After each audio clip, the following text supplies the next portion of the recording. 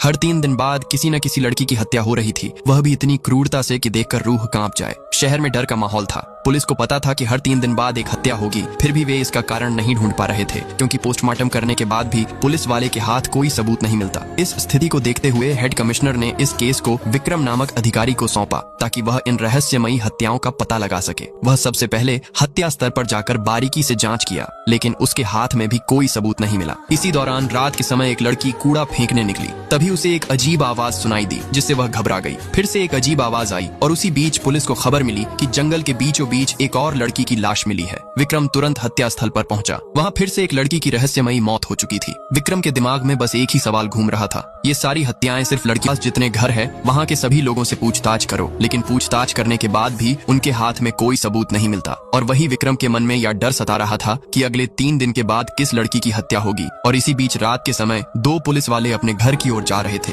थोड़ी दूर जाने पर अचानक उनकी गाड़ी बंद हो गई, जिससे वह मदद के लिए पुलिस स्टेशन में फोन लगाता है, लेकिन नेटवर्क न होने पर उसका फोन नहीं लगता। तभी एक पुलिस वाले की नजर एक लड़की की लाश में पड़ी, जो देखने में बेहद डरावना था, जिसे देखकर वह घबरा के वहां से भागने लगा। जब यह घटना विक्रम को मालूम चला तो उसे बेहद दुख हुआ, क्योंकि उसे अभी तक यह नहीं मालूम चल पा रहा कि हो रही मौतें का कारण कोई हत्यारा है या कोई और बात है।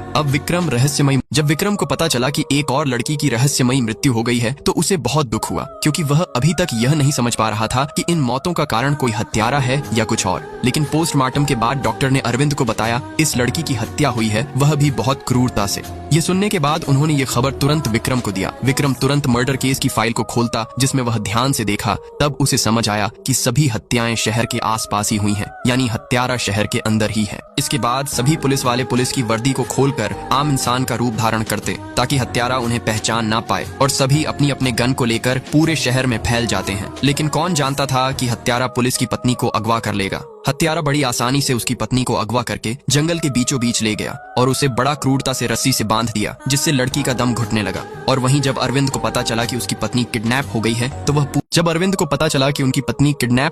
तो वह पूरी तरह घबरा गया। विक्रम तुरंत अरविंद को उस जंगल में ले गया जहां 3 दिन पहले एक लड़की की हत्या हुई थी। विक्रम को शक था कि हत्यारा उसकी पत्नी की हत्या भी उसी जगह करेगा, और इसी बीच हत्यारा लड़की को बड़ा क्रूरता से रस्सी से बांध दिया। लेकिन अरविंद सही समय में आकर हत्यारा को मारकर अपने पत्नी को बचा लेता है। इसके बाद सब कुछ सामान्य हो गया और शहर में लड़कियों की हत्याएं भी रुक गईं। अब सबको लगा कि यह केस बंद हो चुका है, लेकिन किसी को नहीं पता था कि असली हत्यारा अभी भी जिंदा है। वह पुलिस को चकमा देकर शहर में खुलेआम घूम रहा था। यह हत्यारा, जो हर 3 दिन में एक हत्या करता था, वह अचानक एक साथ कई औरतों का हत्या कर देता है, वह भी इतनी बारीकी से कि किसी को पता न चले। जब यह बात विक्रम को पता चला कि एक दिन में कई औरतों की हत्या हो चुकी है, तो यह सुनकर विक्रम घबरा गया, क्योंकि उसे लगा कि हत्यारा तो अब मर चुका है, तो अब हत्या कौन कर रहा है।